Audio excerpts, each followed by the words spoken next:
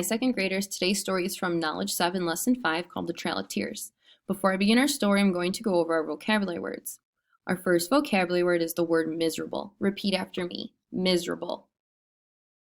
Miserable means extremely unpleasant or uncomfortable. Our next word is relocate. Say relocate. Relocate means to move a home, people, or animals from one place to another place. Our last vocabulary word is the word encountered. Say encountered. Encountered means met someone or something unexpectedly.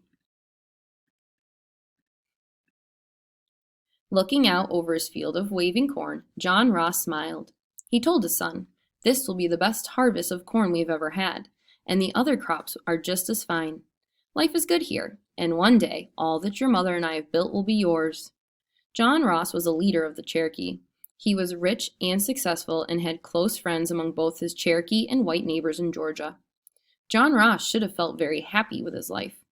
But on that sunny morning in 1830, standing with his son, looking out over his cornfield, John Ross knew that there was a possibility his son would never own the farm he worked so hard to get and keep. Some white people were jealous of the land and businesses the Cherokee owned.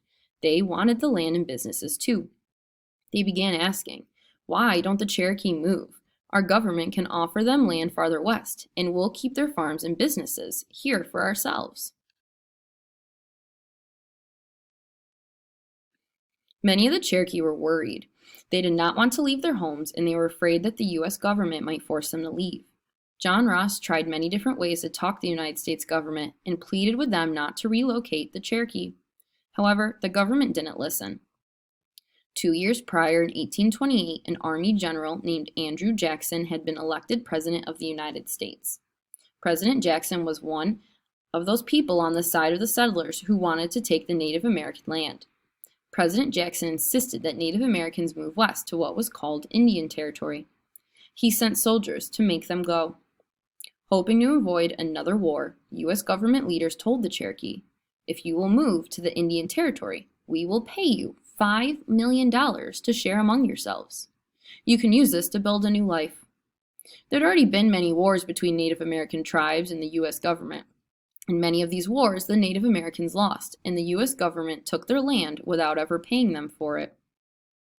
The U.S. government had promised to supply the Cherokee with wagons, oxen, horses, and food for the long journey, but there were not enough supplies for all of them.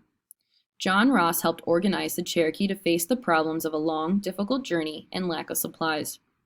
"We will divide into smaller groups and make sure there is a doctor for each group. We do not have enough food to feed everyone, so we will have to hunt and fish along the way. There are not enough wagons to carry all the children, the old, or the sick. Many of us must walk and carry what we can on our backs." When the Cherokee set out, there were so many people that the line stretched for 3 miles. The road west was difficult. Many Cherokee were sick or injured, but they could not stop to heal. They had to keep walking. It was miserable. Then partway to the Indian Territory, while in Kentucky in November, the Cherokees encountered a horrible winter storm. Through the bitter cold and falling sleet and snow, the Cherokee continued their journey.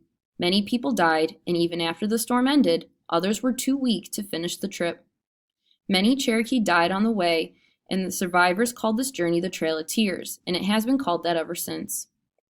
The Trail of Tears and other forced movements of Native Americans are some of the saddest events in the history of the United States, but that is why we need to remember them. It's important to remember the sadder parts of history to prevent them from happening again.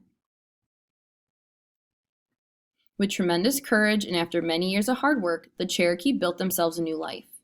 But most of them and many other Native Americans who were forced to relocate never saw their old homes again.